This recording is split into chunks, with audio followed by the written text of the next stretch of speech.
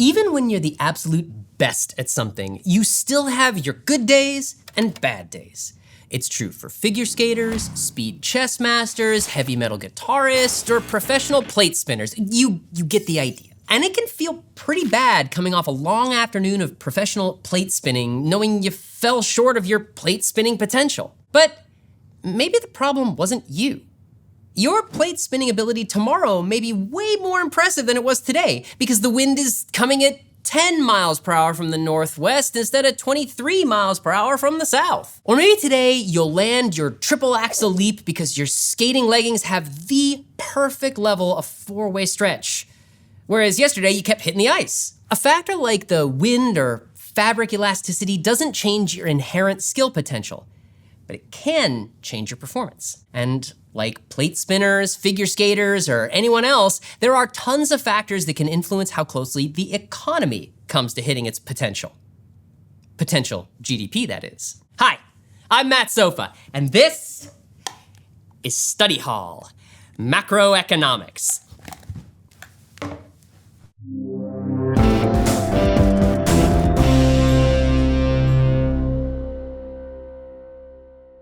The best plate spinners and figure skaters don't quit after a bad day because they know it's just that, a bad day. It's a short-run problem, probably not something that's gonna affect their overall performance in their long-run plate spinning / figure skating career. Recognizing the difference between the short run and the long run is important in economics too. When economists use these phrases, they're not talking about the differences between an ultramarathon and a 50-yard dash. Instead, they're referring to the time it takes different variables to change and adjust. In the long run, variables like price and wages are all flexible rather than fixed because they have time to adjust. Generally, even a shock like a price increase doesn't affect the economy in the long run because how much something costs doesn't actually influence how much an economy can produce. In fact, long-run aggregate supply is the same thing as potential GDP, or a country's highest sustainable level of output. It's generally how many plates you can spin or triple axles you can land, and it can only be shifted by changes in things like technology or the quantity of land, labor, capital, education, or other resources available. The short run is a different story. Like suboptimal wind conditions throwing off a plate spinner's performance, in the economic short run, one single shock, like a price increase, can throw things way off from where they were before, because other variables haven't had time to adjust. That's why short-run aggregate supply, or how much stuff a country's producing right now, is so sensitive to any changes. And when short-run aggregate supply shifts, all our economic plates can come tumbling down. Well, for a plate spinner, unexpected shocks might include a sudden gust of wind or your 6-year-old nephew yelling, "Boo!" right when you finally got all 56 plates in the air. For an economy, influences on aggregate supply are things like temporary shortages due to a bad harvest or a disruption in shipping and trade. Even though these things don't inherently influence a country's ability to make stuff, they'll definitely influence its current performance. But while a plate spinner can only spin so many plates even in the best conditions, an audience will always want to see them spin more. There's no ceiling to what we demand as plate spinning spectators or as economic consumers. That means when we look at aggregate demand, or the total demand for goods and services in an economy, it's not inherently limited and could keep increasing forever as long as we had the money to back it up. Aggregate demand has a negative relationship with price in both the long run and the short run, meaning we demand less as prices rise. If tickets to the plate spinning circus were free, I might go every day. But if they're $100, I might only go once a year as a treat. The place where aggregate supply and demand meet is the equilibrium point between the two. It's the price level and quantity produced where the amount of stuff firms decide to supply is the same as what demanders can afford to consume. When everything is going smoothly, with all of our plates rotating elegantly in the air in unison, long-run aggregate supply, short-run aggregate supply, and aggregate demand all meet at the exact same price and quantity. Real GDP is lined up with potential, and everything is going economically swimmingly. Spinningly? But like I said, both short-term aggregate supply and aggregate demand are super sensitive to changes. So usually, equilibrium doesn't last long. In another episode, we talked about how aggregate demand is the combination of consumption, investment, government purchases, and net exports at all possible price levels. A change to any one can shift the aggregate demand curve and change our equilibrium. These changes are tied to both boom times, where demand increases, and recessions, where it decreases. So it's important for economists to really look at how these things are changing, because all of them mean a deviation from our potential GDP. In the United States, consumption and investment are almost 90% of aggregate demand. And since both consumption and investment are super sensitive to changes in expectations and confidence, even a change in outlook can have major impact on aggregate demand. When firms, for instance, expect a coming recession, they stop building new factories because they don't want to expand right when consumption falls. Households will also stop spending, instead choosing to save just in case. In many ways, this becomes a self-fulfilling prophecy. As spending dips, aggregate demand decreases and shifts real GDP away from our ideal equilibrium. None of this changes a country's potential, of course. There's still the same amount of land, labor, capital, and other resources floating around. They're just going unused as short-run aggregate supply reacts to these shifts in demand. But shocks can increase aggregate demand too. Think about when the United States expanded the child tax credit, sending money directly to households each month for the second half of 2021. This flooded households with more disposable income than they expected, so they were able to up consumption spending.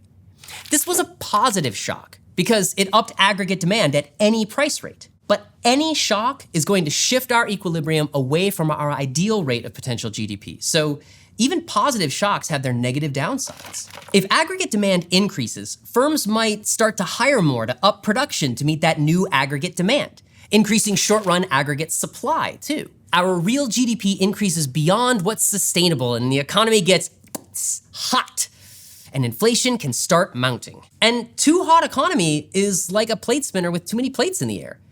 While that particular level of output might be possible for a little while, thanks to perfect conditions, soon enough, we gotta cool things down and return to our potential rate. So shocks to aggregate demand can mean big things economically, but shocks to aggregate supply can also make an impact. We know that short-run aggregate supply is determined by wages and input prices. If it's more expensive to make things, like my favorite brand of plate, firms will make fewer, and if it's cheaper, they'll make more. It's all about the real porcelain, if you were wondering. Prices of inputs change for a lot of reasons, some of which are literally as random as the weather. Either a shortage or a bumper year for crops can really change short-run aggregate supply. A huge increase or decrease in the supply of wheat, corn, tomatoes, etc. will change how much bread makers, popcorn tycoons, and pizza sauce distilleries have to pay for those inputs. If they can get them for cheaper than they would otherwise, they'll probably end up supplying more. While if prices for these raw goods increase and cut into their profit, they'll supply less. Either of which is a shift away from our equilibrium and potential GDP. And if a firm cuts back on how much bread, popcorn, or pizza they supply, that means they're also probably cutting jobs, which can lead to the same rising rates of unemployment and recession conditions we see with a drop in aggregate demand. Meanwhile, an increase in production can lead to inflation and rising prices. The way these aggregate demand and short-run aggregate supply changes shift our economy away from equilibrium can look pretty similar. So we have to pay really close attention to exactly what's going on to find ways to fix the problem. Theoretically, if left alone for long enough, these factors will regulate themselves and return to equilibrium on their own. Increased demand will eventually drive prices up, and eventually wages and input prices as well. These added costs will make firms cut production levels and the economy will return to equilibrium. On the supply side, an increase due to cheaper production costs due to something like a bumper crop will be temporary by nature, literally. The weather will change, wheat supply will return to normal, and bread production will drift back to its previous levels. Of course, if the supply shock is coming from something permanent, like technological advancements making production faster and cheaper, supply won't simply snap back and will be up to the automatic market adjustment mechanisms to recenter the entire economy around this new normal. But all of these automatic market adjustments can take a lot of time. Time that an economy and the people in it don't always have. So, like every plate spinner needs a good plate spinning coach, the economy needs someone else to step in and help reach its true potential. If demand is dropping, the government or the Fed can come to the rescue with expansionary policies to get people spending again and prevent a recession. Or if the reverse is true and people are spending too much too fast and raising prices, an increase in interest rates can decrease aggregate expenditures and return both supply and demand back to its potential rate. So it's nice to know that these shocks to the market and their economic influences are a lot like a plate spinner's global fame after a viral TikTok video.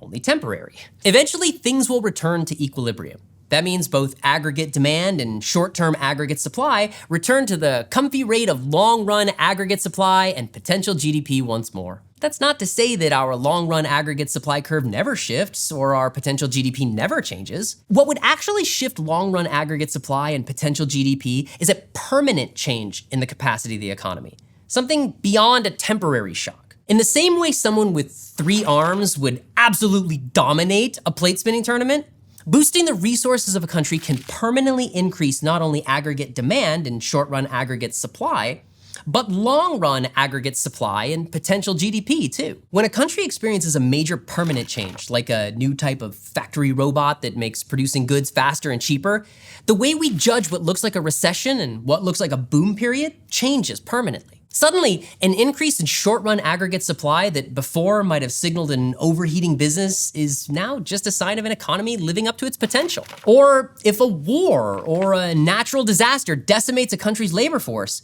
potential GDP will decrease. So even though both aggregate demand and short-run aggregate supply have shrunk, it's not just a matter of cutting interest rates and waiting for the market forces to do their stuff.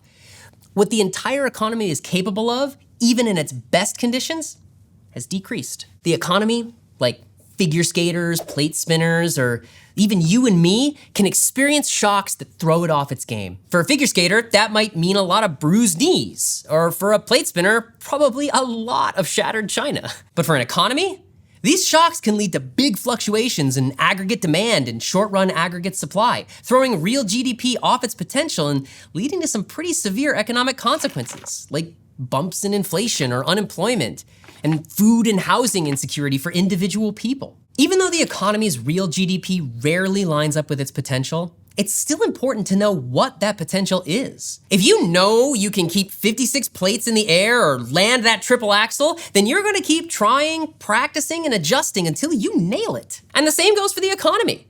Only by knowing our potential GDP and figuring out what factors are holding us back can we hope to achieve equilibrium. If you're enjoying this series and are interested in taking the full Study Hall Macroeconomics course and earning college credit from ASU, check out gostudyhall.com or click on the button to learn more. And if you want to help us out, give this video a like, comment what throws you off your game, and smash that subscribe button. Thanks for watching. See you next time.